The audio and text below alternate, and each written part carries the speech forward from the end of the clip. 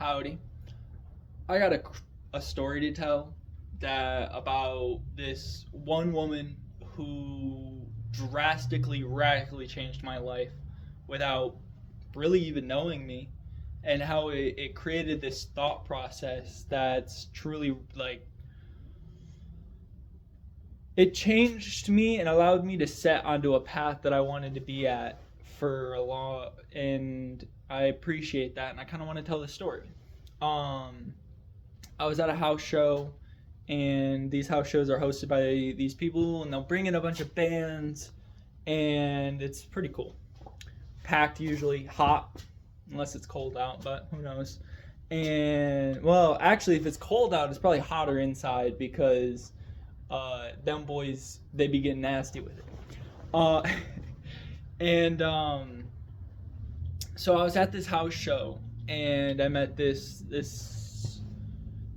woman who had a pretty alluring effect on me. I don't know why. I don't know how. Like, yeah, she was pretty, but like, we talked a good bit. While it was difficult, let me tell you, it was fucking difficult to chat during fucking rock music. Like, it's so hard to chat during rock music. And then, so I met this person, and we're chatting, and I'm learning all these things about this person. Like, they're going to school for something that's tangentially related to a field I work in. And that's cool. I'm like, oh wow, that's all right. That's pretty neat. And then they're also wanting to get their pilot's license. Like, they're actively planning on it. Like, they're making steps to do that. Like, they have two things set up in their life that they're already achieving. And it was so cool, you know what I mean? Like, I like, it's not like I didn't have things going on. It's not like I didn't. I mean, I'm sure I had some stuff going on, but it's like, when I saw this person who was like just so much better than me, so much, I don't know, I would say out of my league, but that's not really how I was thinking about it at the time, because it's not like she wasn't really, like, we were chatting, you know, it wasn't a bad time, you know. And funny story is, when I'm such a fucking freak that, like, we were chatting this whole time, and it was kind of hard to chat in the music, and I was pretty drunk due to the amount of drinking we had done, and so I had done. They were a fucking DD, you know. Like, can you imagine? I'm already buzzed. This hot girl is talking about all the things she's doing in her life, and she's the fucking DD. I'm like, damn, responsibility, and that's cool. And so I ended up just like, there was this point where they had to go, and I knew that my friends, because I was drinking, I had a DD, were about to leave, so I just skadoodled, didn't get her number, no nothing. It was kind of on purpose, because it was like, I couldn't keep up. Like, there was no way I could keep up with her if me and this person actually attempted to create a relationship in some way, you know?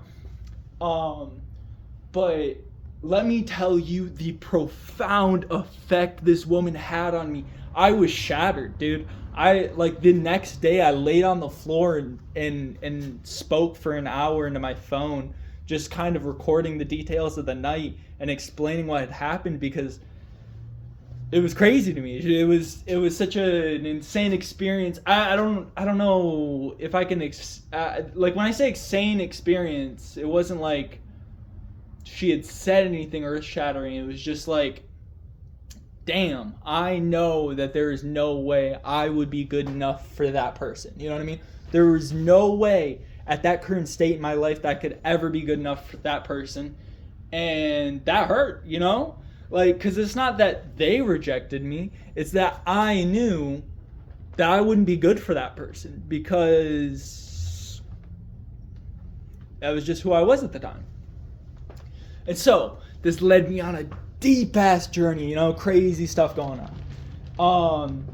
And where it led me, and it took me some time to get there. I would say at least 2 or 3 months to get to this specific idea that I'd come up with in my head of, in a like relationship lens, I feel like I'm gonna use the we here as in people. We uh, often put a lot of effort on what's the perfect person in my head. Like, what does she look like? The things she does, how she acts, what she would say during this, all the silly things, that you would come up with in your head that, well, you wouldn't actually like want a real person to be a part of all those things. You still like, you the feeling, and so I was like thinking about that, and then I was like, what would my perfect person be like? You know what I mean? Who in my head, my soulmate, the one that's meant for me, who's meant for them? And how can I be like that?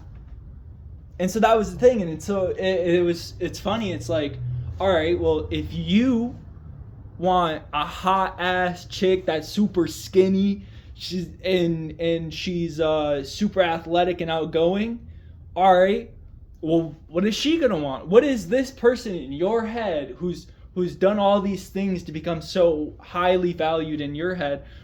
Do they have no values of a person that they would be attracted to in themselves? And if so, what are the attributes that person would look for in their person? And it's pretty cool, because when I thought about that, like, honestly, I was like, damn, okay, all right, fair enough. If I want the person that I'm interested in to be super empathetic, and I want them to be have a very grounded understanding of the world and how the world works, should I not do the same? And it's not like